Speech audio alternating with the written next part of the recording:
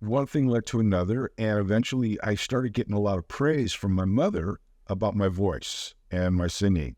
And then in sixth grade, I had enough courage to ask one of the playground teachers, because he would come in and sing for us in our sixth grade class. And I asked if I could come up one time and sing with him. And of course, he was like, yeah. And I sang Blowing in the Wind, and I'll never forget. I don't want to over elaborate, but it's a fun story. So here I was in sixth grade, and he invited me to come up. And I'll never forget, we had these bungalows, and I was in the bungalow with my class. And the teacher, before I got up, invited all the bungalows to come in and hear me sing. Oh my gosh. And the prettiest girl in school, I'll never forget this. I can't remember her name, but she was so cute. I mean, back at 12.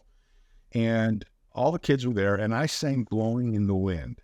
Am I right? The Bob Dylan song. And after it was finished, and all the kids applauded, what have you.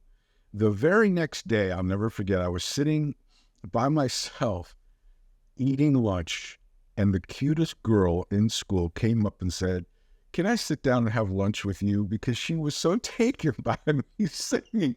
And at that point, I knew that this is what I wanted to do because it got girls.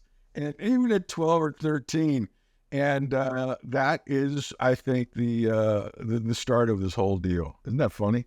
That's a true story. It's a true story. It's funny, and I totally believe it, man. I mean, for a lot of people, they started playing guitar because of Ace Frehley, or a girl. It was one of those things, I'm right? telling you, it was to meet girls.